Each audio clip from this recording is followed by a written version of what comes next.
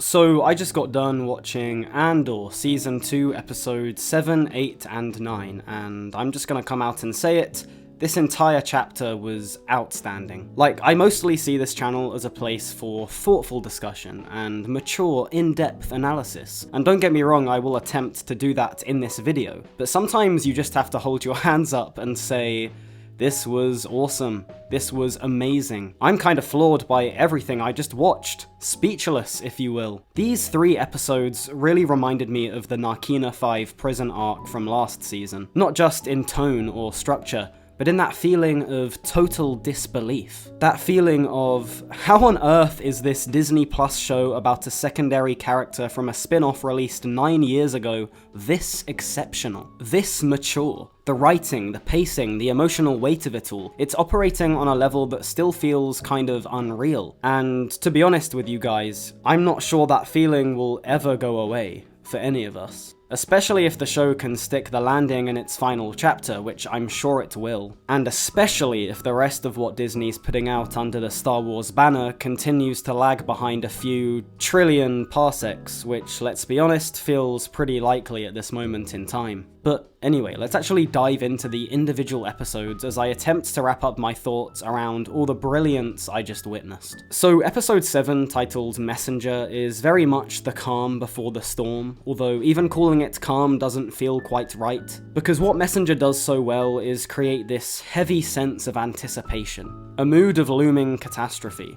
We're in BBY 2 now, another year has passed, and once again you can feel it in the air. The rebellion, now fully set up on Yavin 4, has expanded into an actual, organised, functional military operation. The Empire is continuing to tighten its fascist grip, and almost every character seems to be drifting towards Gorman like it's the centre of the galaxy. Cassian and Bix are back on Yavin, living together again, and it's nice to see them just exist in this slightly more stable version of their lives. That treehouse cabin setup they have going on is not just a pretty cool abode, but a sign that Cassian has moved up in the ranks. I mean, I can't imagine Porkins has a place this nice. But anyway, this domestic peace, if you can even call it that, of course doesn't last long. There's a moment early on where a Force healer speaks to an injured Cassian, and it's a really fascinating scene, because it's so rare for Andor to even acknowledge the Force, and yet here, it's handled beautifully. Not as magic, but as intuition, as insight. This woman doesn't say much, but the implication is clear. Cassian is being pulled towards something bigger. His purpose is not fulfilled yet. Which of course, knowing his fate in Rogue One, hits especially hard. Anyway, eventually Wilman, who has clearly grown up quite a lot since the start of this season, convinces Cassian to go with him to Gorman to assassinate Dedra Meero. And speaking of Gorman, the tension is unbearable. Honestly, this planet gives me nightmares because, well, we know what's coming. That's part of what makes this episode and this entire chapter so effective. It weaponizes our foresight. From the moment we hear the plaza is closing and the Empire are sending in a bunch of green teenage soldiers, it's like we're watching a slow-motion disaster. We learn that the Empire is going forward with its original plan, full planetary resource extraction, no matter the cost. And it's not subtle. Dedra is overseeing the operation, but the real horror comes from just how normalized the whole thing feels. The machinery of genocide dressed up as bureaucracy. The plan is clear. Agitate the rebels into striking first, and then crush them. Create a narrative. Call it insurrection. Justify the violence. What's interesting here is how Cyril begins to squirm. He's still working with Dedra, still parroting the language of order and duty, but you can see it in his face. He's starting to realize he might just be a pawn in some much larger game. Which brings us to episode 8, titled Who Are You?, which was without a doubt one of the tensest things I have ever watched. To put it simply, this is the episode where everything explodes, literally and emotionally. Cyril finally begins to realize that perhaps the Empire aren't the good guys after all, and that his girlfriend isn't the manic pixie dream girl he initially thought. We've all been there. And we get this brutal scene where he confronts her, shouts at her, grabs her by the neck, and demands to know the truth. The levels of anger and desperation in this scene are off the charts. Both Kyle Soller and Denise Gough give note-perfect performances, especially when Dedra reminds Cyril that he accepted every promotion, took every assignment, and only now, at the 11th hour, seems to have a problem with any of it. It's a really ugly moment, equal parts pathetic and tragic. And then, after all that dread building in the background, the Gorman massacre finally happens. And while we all knew it was coming, the brilliance of episode 8 is in how it makes that inevitability feel freshly horrifying. There's something chilling about watching the Empire's plan unfold beat by beat, knowing they've been engineering this exact moment for years. They close the plaza, they flood the square with untrained soldiers, they box people in, they fire on their own to spark chaos. They even release a group of KX droids who proceed to hurl Gormans against walls like they're toys. It's genuinely one of the most disturbing action sequences Star Wars has ever done.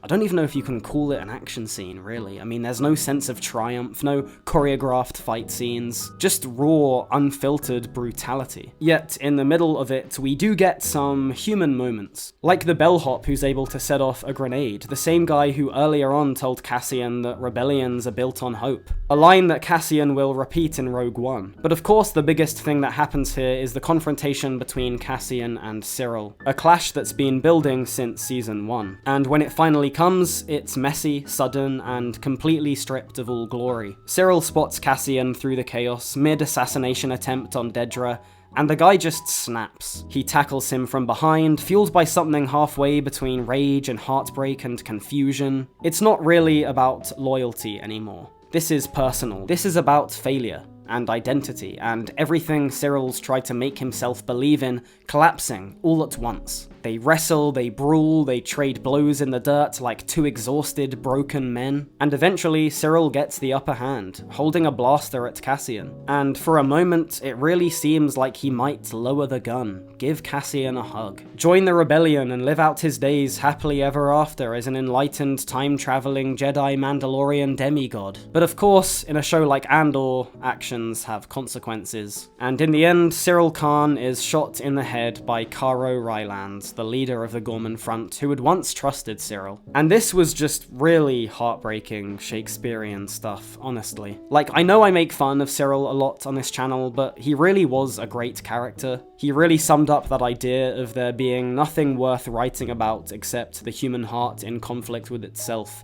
And yeah, I'm gonna miss him. Reddit has lost one of its greatest moderators.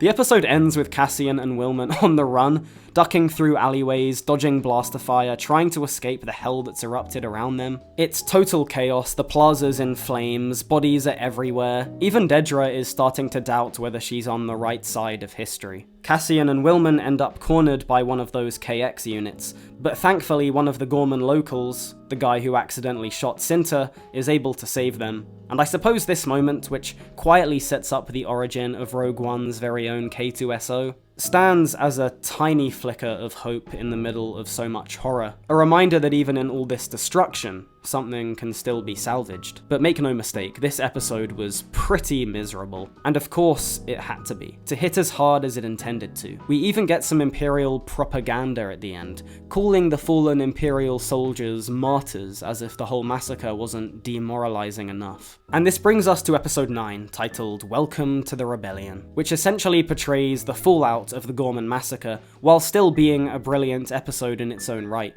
Tonally, it's a bit of a reset, less chaos, more reflection, but it still crackles with urgency and consequence. This is the moment where everything solidifies, where the rebellion stops being an idea and starts becoming a movement. The biggest focus here is Mon Mothma, who gets perhaps her finest hour in the show so far. The opening scenes of her discovering a bug in her office, realizing that her own aide was spying for Luthen, and then preparing a public speech while barely holding it together, it's a perfect portrayal of a character completely cornered. And And Genevieve O'Reilly, of course, delivers once again. Her speech to the Senate is really powerful, a full-blown call to arms about truth and tyranny, and what happens when you stop caring about either. And look, while this isn't a channel for politics, it would feel dishonest not to acknowledge the real-world echoes here. It's just brilliant stuff once again. The other half of the episode is essentially a heist. Cassian has to extract Mon from Coruscant after it's revealed that Bail Organa's people are compromised. And it's just, once again, classic Andor. Slick, stripped back, tense. The action is understated, the cinematography feels tactile, and the music, again, absolutely bangs.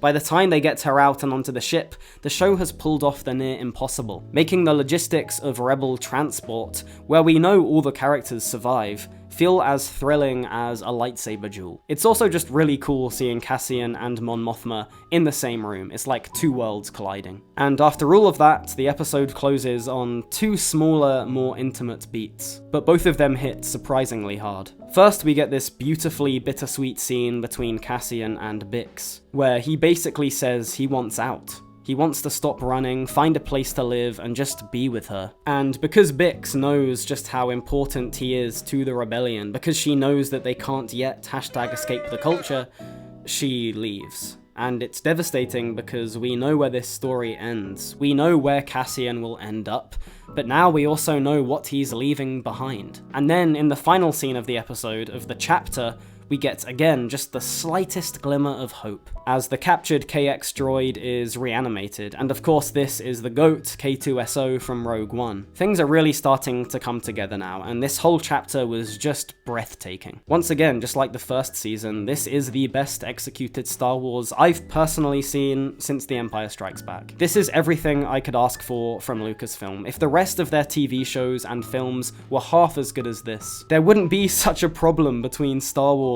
and its fan base, but that's a conversation for another day. Overall, with this chapter, I have no notes. It was fantastic, and I cannot wait to see what goes down in the final 3 episodes. I'm expecting a few more deaths, a few more reveals, a few more surprises, but until then, I guess all we can do is wait. So thank you so much for watching, I hope you have a great day, and I'll see you in the next one.